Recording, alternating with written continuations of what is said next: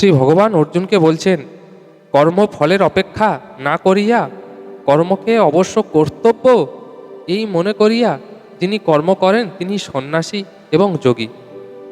প্রশ্ন হচ্ছে, সন্ন্যাসী যোগী আর আমাদের মতন সাধারণ মানুষ দুজনের মধ্যে পার্থক্যটাই বা কী?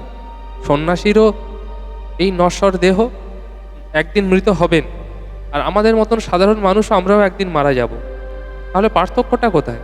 পার্থক্য এটাই, সন্ন্যাসী তিনি যিনি নিজের মধ্যে আত্মাকে দেখেন, আর যিনি নিজের মধ্যে আত্মাকে দেখেন তিনি অনুভব করেন তিনি ব্রহ্মাণ্ডে আছেন। ক্রমে থাকুক, রাস্তায় থাকুক, যেখানেই থাকুক, তিনি অনুভব করেন তিনি ব্রহ্মাণ্ডে আছেন এবং তার একটি আত্মা আছে। এই রূপ ব্যক্তি তিনি সন্ন্যাসী, এবং এই রূপ ব্যক্তি ইহলোকের পর পরলোকে যখন গমন করেন তিনি ব্রহ্মলোকেই যান, তিনি ব্রহ্ম পথ পান, ঈশ্বর প্রাপ্ত হন। সংসারে থেকেও স্বামী স্ত্রী সন্তান বাবা মা ভাই বোন থেকেও যিনি নিজেকে অনুভব করেন যে আমার একটা আত্মা আছে, আমারও মৃত্যু অনিবার্য, এবং আমি এই ব্রহ্মাণ্ডেরই আছি, এবং আমি পৃথিবীতে থাকি, আমার সুন্দর বাড়ি থাকুক বা আমার বাড়ি নাই বা থাকুক, আমি রাস্তায় থাকি, যেখানেই থাকি, আমি ব্রহ্মাণ্ডেরই আছি। এই অনুভব নিয়ে যিনি কর্ম করেন এবং কর্মকে যিনি কর্তব্য মনে করে কর্ম করেন, সেই রূপ কর্মের কোনো পাপ হয় না আর পুণ্যও হয়, অর্থাৎ সেটাই নিষ্কাম কর্ম। তাই সংসারের থেকেও ঈশ্বর প্রাপ্ত হওয়া যায়, আবার সংসারে না থেকেও সন্ন্যাসী হয়েও ঈশ্বরপ্রাপ্ত হওয়া যায়। সবাইতে ঈশ্বরপ্রাপ্ত ঘটে, সেটা নির্ভর করছে আমি বা আপনারা সেটা মন থেকে চাই কিনা। নমস্কার বন্ধুরা, হরে কৃষ্ণ। গীতায় উল্লেখিত 18টি অধ্যায়ের মধ্যে আজকের বিশেষ অংশগুলি হল ষষ্ঠ অধ্যায়, বা এই অধ্যায়কে বলা হয় অভ্যাস যোগ। শ্রী ভগবান অর্জুনকে বলছেন, চং সন্ন্যাসমিতি প্রাহুর্যোগং তৎ বিদ্ধি পাণ্ডব ন হংসন্ন স্তব্ধ সংকল্প যোগী ভবতি কশ্চন। অর্থাৎ কর্মের ফল ত্যাগ করেন নাই এই রূপ কেহই যোগী নহেন। অর্থাৎ যে ব্যক্তি কর্মফলের জন্য অপেক্ষা করেন সেই ব্যক্তি কোনোদিন যোগী হতে পারেন না, আর যোগী না হলে ঈশ্বর প্রাপ্ত ঘটে না।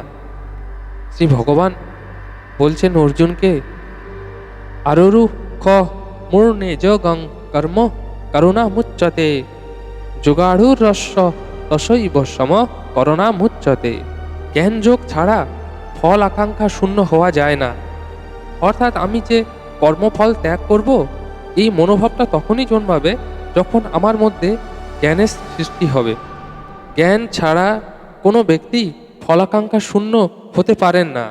শ্রী ভগবান বলছেন, যদা হি নেন্দ্রিয়ার্থেষু ন কর্মণ্য সূর্যতে সর্বসংকল্প সন্ন্যাসী যোগাড়ুস্তব তদুচ্যতে।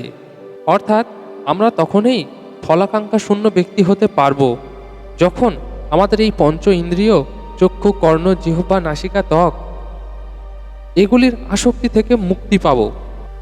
অর্থাৎ যখন আমরা এই পঞ্চ ইন্দ্রিয়ের আসক্তিতে আসব না, তখন আমরা ফলাকাঙ্ক্ষা শূন্য হব।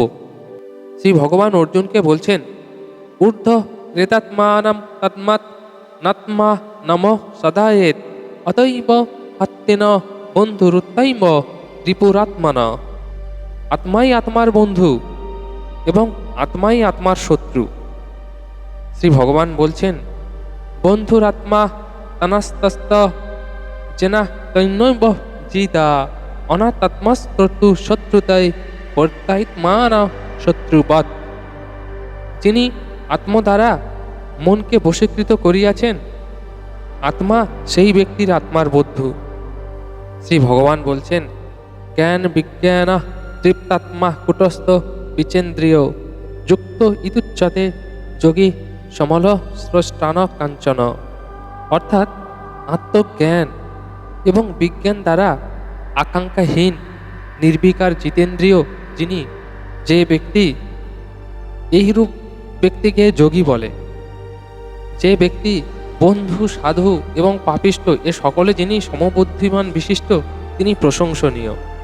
এগুলি ছিল গীতার ষষ্ঠ অধ্যায় বা অভ্যাস যোগের বিশেষ কয়েকটি উল্লেখিত অংশ। সকলেই সুস্থ থাকবেন, ভালো থাকবেন। সকলকে ধন্যবাদ। হরে কৃষ্ণ।